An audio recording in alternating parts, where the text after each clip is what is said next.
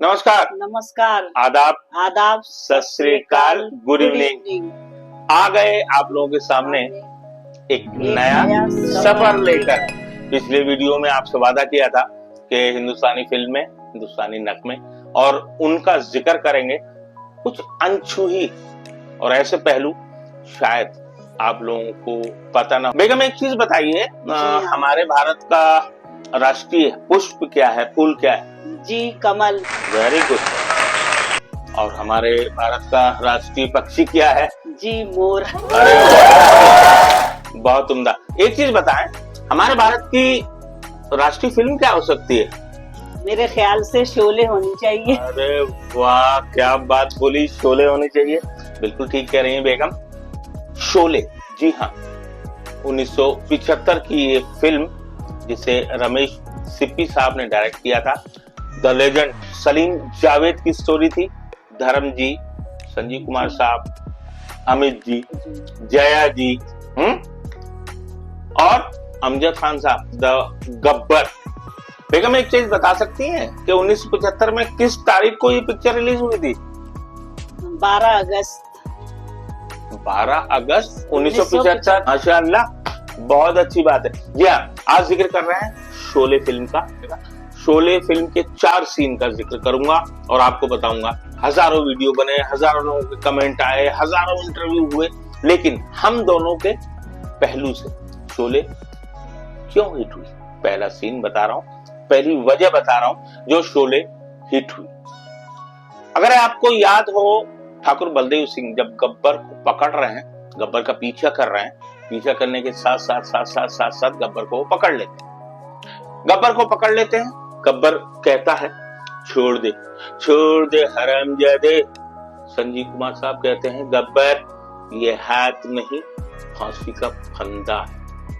याद है वो सीन जब हमने साथ देखा था? खैर, गब्बर को अदालत से सजा सुनाई जा रही है। गब्बर वहां से आ रहा है, अचानक संजीव कुमार साहब रास्ते में मिलते हैं। गब्बर का डायलॉग, याद रखूंगा तुझे, याद रखूंगा ठाकुर। संजीव कुमार साहब कहते हैं 20 बरस जेल में रहने के बाद सब भूल जाओगे गब्बर। गब्बर का डायलॉग, दुनिया की किसी जेल की दीवार इतनी पक्की नहीं जो गब्बर को 20 साल रोक सके, और जिस दिन में भाग निकला बहुत पछताओगे ठाकुर। संजीव कुमार साहब, ले जाओ इसे। गब्बर पलट के चिल्लाता है, उससे दुश्मनी बहुत महंगी पड़ेगी ठाकुर, बहुत महंगी पड़ेगी दुश्मनी। याद है वो सीन जब हमने कानपुर में देखा था और मैं आपसे जिक्र कर रहा था कि यही टचिंग सीन है। खैर, अब क्या होता है, गब्बर जेल से भाग जाता है। गब्बर जेल से भागा, संजीव कुमार साहब अपने घर छुट्टी जा रहे हैं। गब्बर घर पहुंचता है संजीव कुमार साहब के, और संजीव कुमार साहब के बड़ा बेटा, छोटा बेटा, बड़ी बहू और उनकी बेटी। छोटी बहू कौन होती है? जया जी, है ना? जया। और आपको शोले फिल्म में कैरेक्टर बहुत याद आया होगा, रामलाल जी। जी हाँ, सतीन कप्पू साहब, रामलाल। वो रामलाल और जया जी मंदिर चले जाते हैं, बच जाते हैं, और उसके बाद गब्बर पूरे परिवार को खत्म कर देता है। और बड़ा टचिंग सीन लास्ट में, पोता जो अपनी माँ से कह रहा होता है कि दादाजी को लेने मैं भी जाऊंगा, गब्बर उससे भी मार देता है? जी। तो यहां से जो हमारा दोनों का नजरिया, हमने बहुत बार शोले देखी, हम दोनों का नजरिया है ये पिक्चर हिट होने का, ये भी एक कारण हो सकता है, ये एक वजह है। And the beautiful direction of Ramesh Sippy, the beautiful story created by Salim Javed Sahab, and the beautiful acting by Sanjeev Sahab, Jaya ji, Hema ji, बसंती।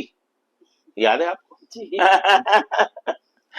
चलिए, ये था शोले का पहला सीन, और आगे आपसे मिलते रहेंगे बेगम।